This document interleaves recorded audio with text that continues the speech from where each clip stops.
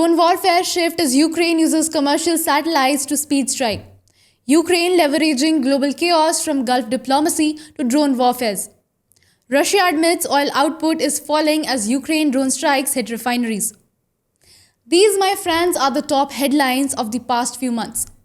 Drone warfare highlighted in every headline makes the new era of warfare interesting to study. The battlefields are now not defined by heavy tankers or howitzers. They are dominated by compact drones ruling the sky. Today we break down the new era of drone warfare. Hi, I'm Shreya and you are watching Tech Machine. Let's get started. In modern warfare, a multi-million-dollar masterpiece of military engineering can be wiped off the map by a device that costs less than an iPhone.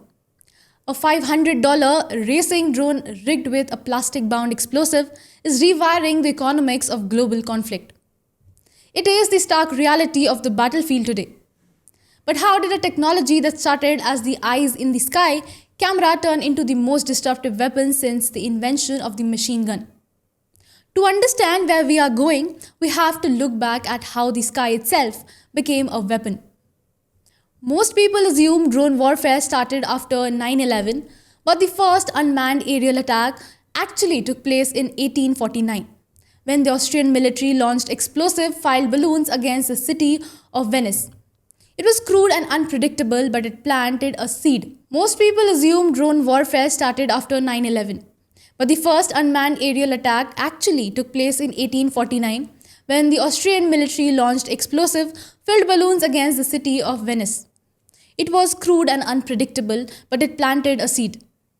By World War I, Britain was experimenting with radio-controlled aerial targets, and by World War II, Germany deployed the Fritz X, one of the earliest precision-guided unmanned weapons. For decades after, during the Cold War, systems like American RAN, Firebee, and various Soviet variants remained passive observers of the eyes of the military, but never the fist.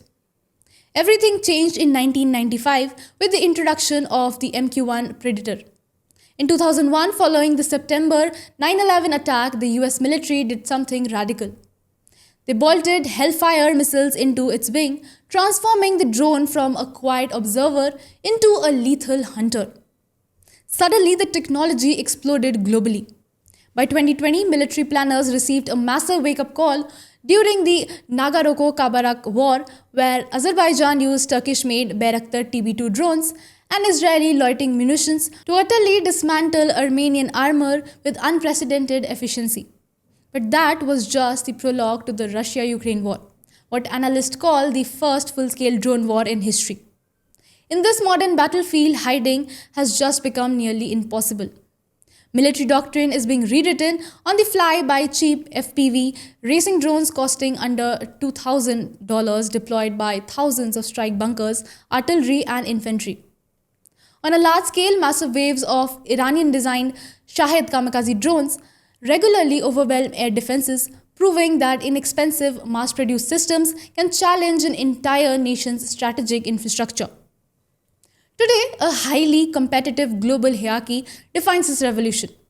The United States leads with the most advanced military drone ecosystem, mastering high-altitude hunter-killers like the MQ-9 Reaper and complex AI integration.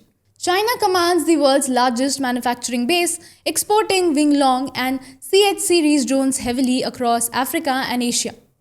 Turkey has emerged as a premier combat-proven exporter with its iconic Bayraktar TB2 and the massive Akenchi heavy combat drone.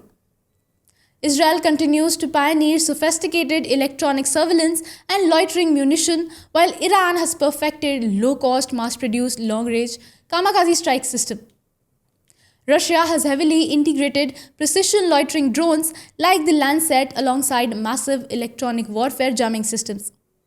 Meanwhile, Ukraine operates as the world's rapid battlefield adaptation laboratory, and India, spurred by regional clashes, is aggressively scaling up indigenous swarm projects and anti-drone defenses. So where does this revolution take us next? Between 2030 and 2040, human involvement will drop dramatically as we enter the era of AI-powered autonomous drone swarms. Nuclear are obsolete now. Imagine thousands of micro drones communicating, adapting, and making lethal decisions collectively without a single human pulling a trigger. We will see loyal wingman programs where autonomous drones fly alongside human fighter pilots to take the brunt of enemy fire, and we are already witnessing the first instance of drone versus drone dogfights in the sky. History shows us that the paradigm of power always shifts from battleship to aircraft, from missiles to drones, and now to AI.